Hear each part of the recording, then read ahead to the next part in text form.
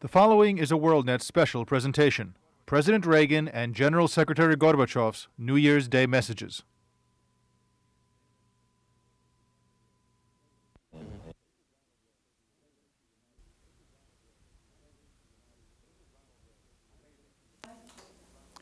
Good evening.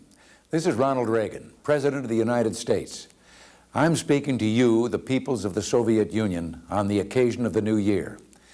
I know that in the Soviet Union, as it is all around the world, this is a season of hope and expectation, a time for family to gather, a time for prayer, a time to think about peace.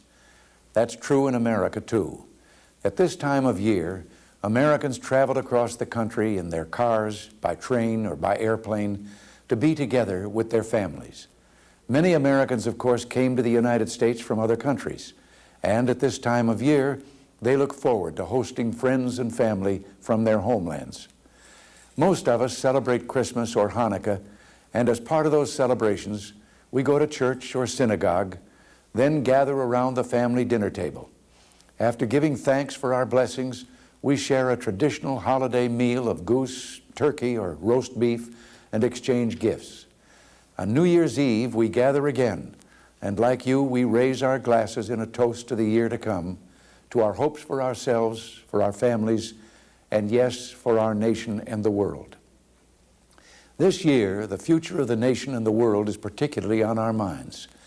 We are thinking of our nation because in the year ahead, we Americans will choose our next president. Every adult citizen has a role to play in the making of this decision.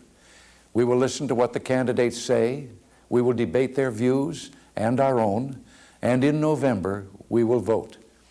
I'll still be president next January, but soon after that, the man or woman leading our country will be the one the American people pick this coming November.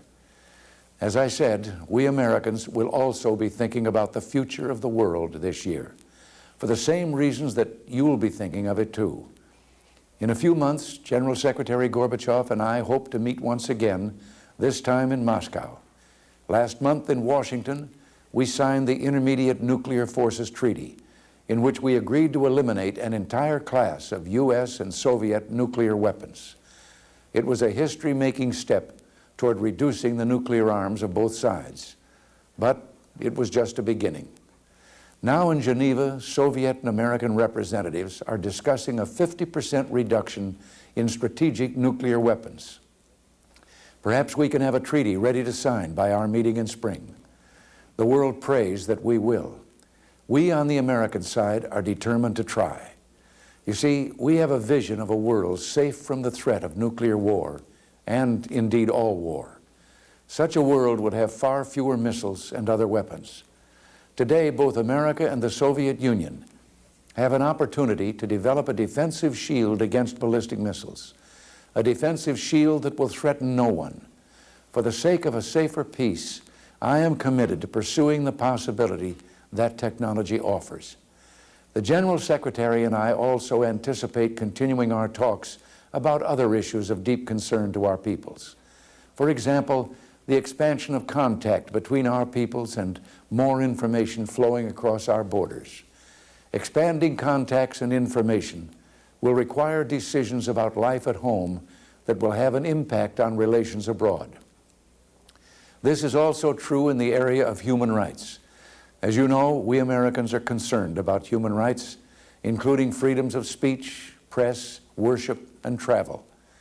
We will never forget that a wise man has said that violence does not live alone and is not capable of living alone. It is necessarily interwoven with falsehood. Silence is a form of falsehood. We will always speak out on behalf of human dignity. We Americans are also concerned, as I know you are, about senseless conflicts in a number of regions. In some instances, regimes backed by foreign military power are oppressing their own peoples, giving rise to popular resistance and the spread of fighting beyond their borders. Too many mothers, including Soviet mothers, have wept over the graves of their fallen sons. True peace means not only preventing a big war, but ending smaller ones as well. This is why we support efforts to find just, negotiated solutions acceptable to the peoples who are suffering in regional wars. There is no such thing as inevitability in history. We can choose to make the world safer and freer if we have courage. But then, courage is something neither of our peoples have ever lacked. We have been allies in a terrible war, a war in which the Soviet peoples gave the ages an enduring testament to courage. Let us consecrate this year to showing not courage for war, but courage for peace. We owe this to mankind. We owe it to our children and their children and generations to come. Happy New Year. Thank you, and God bless you.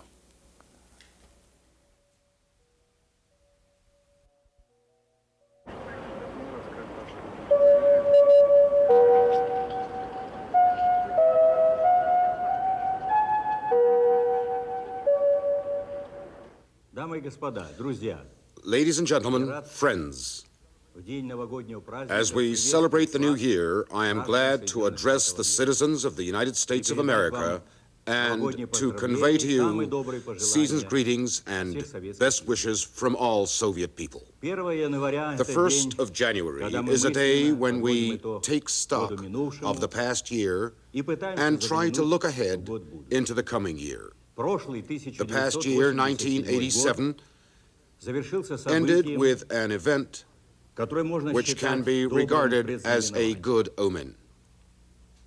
In Washington, President Reagan and I signed the treaty on the elimination of intermediate and short-range missiles. That treaty marks the first step along the path of reducing nuclear arms, and that is its enduring value. But the treaty also has another merit. It has brought our two peoples closer together. We are entering the new year with a hope for continued progress towards a safer world. We are ready to continue fruitfully the negotiations on reducing strategic arms with a view to signing a treaty to that effect even in the first half of this year. We would like without delay to address the problem of cutting back drastically conventional forces and arms in Europe. We are ready for interaction in resolving other problems, including regional ones. I think it can be said that one of the features of the past year was the growing mutual interest our two peoples took in each other. Contacts between Soviet and American young people, war veterans, scientists, teachers, astronauts, businessmen, and cultural leaders have expanded greatly. Like thousands of strands, those contacts are beginning to weave into what I would call a tangible fabric of trust and growing mutual understanding. It is the duty of Soviet and American political leaders to keep in mind the sentiment of the people in their countries and to reflect their will in political decisions. The Soviet people are getting down to work in the new year with an awareness of their great responsibility for the present and for the future. There will be profound changes in our country along the lines of continued perestroika, democratization, and radical economic reform. In the final analysis, all this will let us move onto a broad avenue of accelerated development. We know that you Americans have quite a few problems too. In grappling with those problems, however, I feel that both you and we must remember what is truly crucial. Human life is equally priceless, whether in the Soviet Union, the United States, or in any other country. So let us spare no effort to affirm peace on earth. Ladies and gentlemen, during the official departure ceremony in Washington, I said with regret that on that visit, I had had little chance to see America. I feel, however, that I did understand what is most important about the American people, and that is their enormous stock of goodwill. Let me assure you that Soviet people, too, have an equally great stock of goodwill. Putting it to full use is the most noble and responsible task of government and political leaders in our two countries. If they could only do that, what is but a dream today would come true. A lasting peace, an end to the arms race, wider-ranging trade, cooperation in combating hunger, disease, and environmental problems, and progress in ensuring human rights and resolving other humanitarian issues. May the coming year of 1988 become an important milestone as we move down that road. In concluding this New Year address to the people of the United States of America, I wish peace, happiness, and joy to every American family. A Happy New Year to all of you.